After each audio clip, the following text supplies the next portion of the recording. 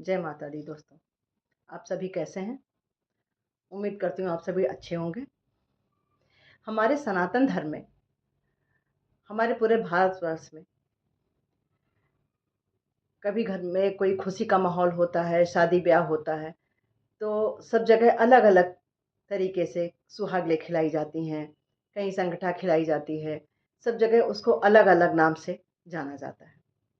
इसी तरीके से हमारे उत्तर प्रदेश के पूर्वांचल में कोई मन्नत लोग मानते हैं, तो सुहागले खिलाते हैं। कोई शादी-ब्याह, लड़की की शादी, लड़के की शादी होती है, तो उसके पश्चात वो खिलाते हैं सुहागले, जिसको दुरदुरिया का नाम दिया जाता है। दुरदुरिया खिलाई जाती है यहाँ पे और जिसमें औसान माता की पूजा करी जाती है। आज हम औसान माता की कथा बताएँगे आपको। एक गाँव में एक सास-बहू रहती थी। बहू जो है सास को बहुत प्रताड़ित करती थी, बहुत परेशान करती थी और उसको काम करने के लिए कहते, लेकिन वो जो सास थी वो अपनी अवस्था के चलते बहुत ही असमर्थ रहती थी, वो काम नहीं कर सकती थी। एक दिन उसकी बहू ने कहा कि माताजी ऐसे नहीं चलेगा, आपको कुछ तो करना पड़ेगा। अब बेचारी सास क्या करती? फिर उसने बहू ने कहा कि एक दूध का डिब्बा दिया और कहा जाकर इसको गाँव में बेच कर आओ। बेचारी लाचार सास कुछ नहीं बोली और दूध का डिब्बा लेकर गाँव में बेचने चली गई। लेकिन उससे चला नहीं जा रहा था, तो गाँव के बाहर ही एक पीपल के पेड़ के नीचे बैठ गई और शाम तक बैठी रही। जब घर जाने का टाइम हुआ तो पीपल के पेड़ के नीचे वो दूध डालकर घर वापस आ गई। अब खाली डिब्बा देखा, बहू ने देखा तो बड़ी खुश हुई कि हमारी सास दूध बेच कर आई है। फिर सोचा कि पैसा आज नहीं माँगती हूँ, महीने के आखिर में मैं पैसा माँगूँगी। इस तरीके से महीना भर चलता रहा। सास दूध लेकर जाती और पीपल के पेड़ के नीचे बैठी रहती और जब वहाँ से वापस आती तो दूध जो है पीपल के पेड़ के नीचे उड़ेल कर चली आती। जब महीना बीतने को हुआ, पूरा महीना बीत गया और पैसे का हिसाब देना हुआ, तो बुढ़िया उसी पेड़ के नीचे बैठकर ज़ोर-ज़ोर से रोने लगी।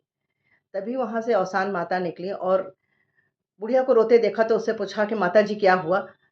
तो वो माँ बोली कि सारी बात बताई उन्होंने कि हमारी बहू हमको बहुत परेशान करती है, वो हमको बहुत प्रताड़ित करती है और गाँव में दूध बेचने के लिए भेजती थी। मैं अपनी अवस्था के कारण चल नहीं पाती थी, इसलिए मैंने दूध नहीं बेचा। मैं यहाँ बैठी रहती थी और दूध पेड़ के नीचे उड़ेल कर मैं शाम को चली जाती थी।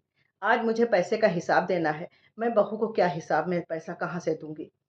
तो औसान माता बोली, कोई बात नहीं। उनको दया आ गई बुढ़िया पे, तो बोली कि तुम चिंता मत करो, यहाँ पे पीपल के पेड़ के नीचे जितने सूखे पत्ते पड़े हैं, तुम उनको अपने आँचल में भर के ले जाओ और अपनी बहू के आँचल में दे देना। सास ने वैसा ही किया। वहाँ से पीपल के पेड़ के नीचे जितने सूखे पत्ते पड़े हुए थे पीपल के, वो उठा कर ले आई और आगे आई तो जब बहू ने देखा कि आँचल में भर के सास कुछ लाई है, तो सोची खूब सारा पैसा लेके आई है। सास ने बहू के आँचल में पूरे वो पत्ते उड़ेल दिए। लेकिन वो बहू के आँचल में जब गया तो उसमें सोने, चाँदी, रुपया काफ़ी सारा था।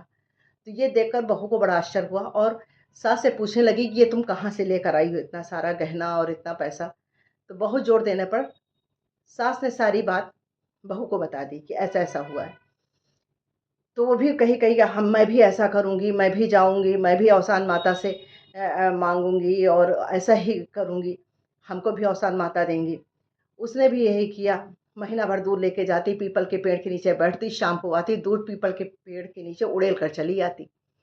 जब महीने का आखिरी दिन था, पैसे का हिसाब देना था, तो वो भी वहाँ ज़ोर-ज़ोर से रोने लगी। उसी समय औसान माता आई वहाँ और पूछा, तुम रोने का कारण पूछा? तो बहू ने कहा कि अ, हम यहाँ दूध लेकर आते हैं और सारा पेड़ के नीचे उड़ेल देते हैं। हमारी सास बहुत हमको परेशान करती है और यदि हम पैसा लेकर नहीं जाएँगे, तो हमको सास घर में रहने नहीं देगी, वो हमको बाहर निकाल देगी। तो औसान माता ने कहा, कोई बात नहीं, तुम यहाँ पीपल के पेड़ के नीचे जितने सूखे पत्ते पड़े हैं, इनको अपने आँचल में भर के ले जाओ और अपने घर के आँगन में फेंक देना जाके। बहू ऐसा ही करी, खूब सारे पत्ते समेटे और गई जल्दी-जल्दी घर में और जाकर सारे पत्ते आँगन में फेंक दिए। और जैसे ही वो आँगन में फेंके, तो वो सब पत्ते जो है साँप बिच्छू बनकर उस बहू को काटने दौड़े। और वो भागी भागी गई औसन माता के चरणों में गिर पड़ी जाके। बताई कि माता जी ऐसा मैं हुआ, वहाँ पे हमको सांप बिच्छू हमको काटने दौड़े, वो तो सब पत्ते सांप बिच्छू बन गए। तो औसान माता ने कहा कि तुम्हारी माँ के सास के साथ जो हुआ, उसको तुमने सास को बहुत परेशान किया था, इसलिए उनके साथ अच्छा हुआ। लेकिन तुम इतना परेशान करी हो और तुम उनकी नकल उतार रही हो और अपनी सास को बहुत कष्ट देती हो, इस कारण तुम्हें तुम्हारे साथ ऐसा हुआ।